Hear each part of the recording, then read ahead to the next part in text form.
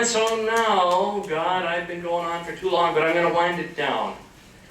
No, it's not time for that. I got to make my speech. Oh, she wants to draw the damn prize. Like, that's this is my speech. Okay, I'll do the speech in 30 seconds, Celia. I've had highlights in my year.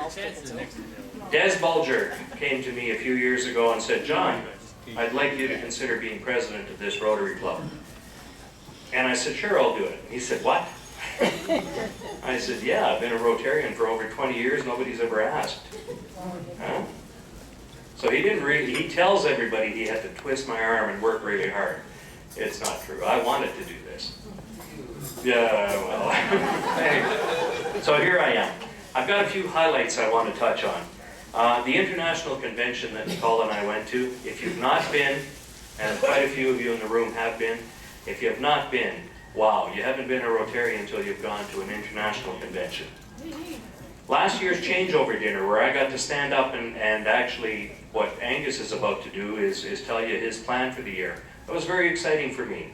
And I got to stand up and issue myself a challenge. That was cool. The district conference I went to last fall, I thought that would be a kind of a hokey thing after going to an international convention.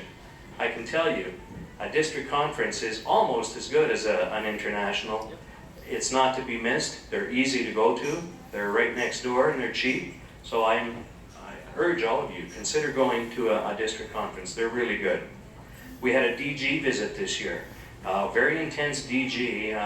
In fact, he got hurt last week riding for cancer or some darn thing in the mountains. The wind blew him off his bike. He's ended up in the hospital. But anyway, a very intense guy. He came to our club and he said, I've been to over 50 clubs and you guys are in the top 3 that I visited. So a big, big compliment to our club. He liked what he saw, and that was a real eye-opener for me. I felt good about that. We do a little thing in our club called curling.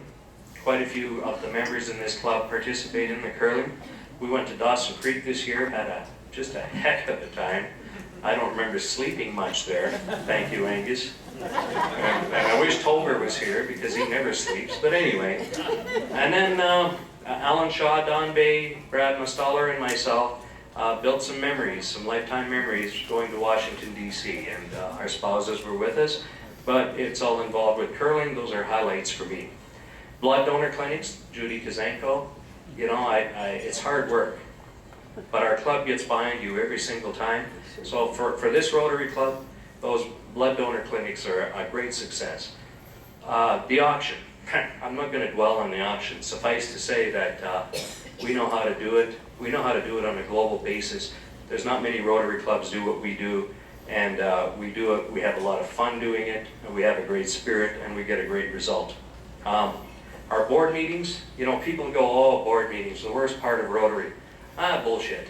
The board meetings were a lot of fun this year, and well, they were fun for me. They might not have been fun for the others, because I kind of ran them through pretty quickly, but I enjoyed every board meeting that we had.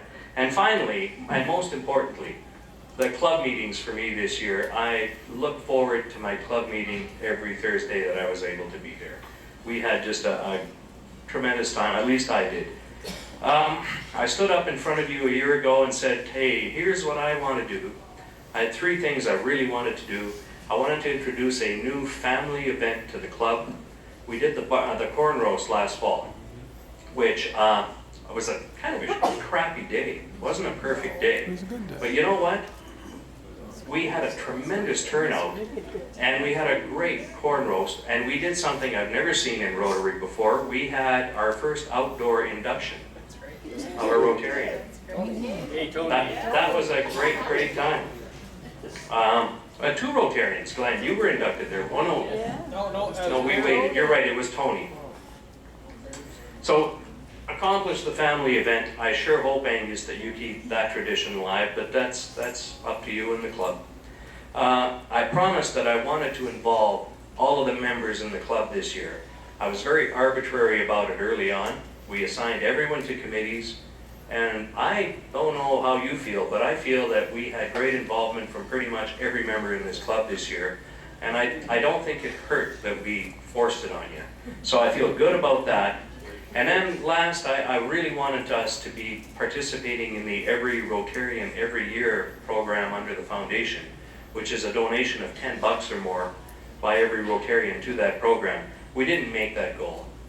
But that being said, at our board, we passed a motion to include an option to go into that program from now on your annual invoice. So I know that we came short on that goal this year, but I feel that next year we're going to be very close to it, because you all have the option to check the box, throw $10 into the envelope, and away we go.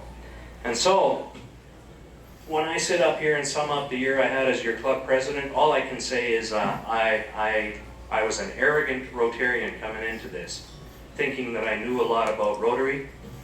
I've learned a lot about Rotary being a club president, a lot more than I thought I would learn. And at the end of the day, more than anything, I'm honored to have been your president. I thank you for picking me and for supporting me. And I look forward to becoming just one of the every day sit at a table and get picked on Rotarians again. And so everybody, thank you.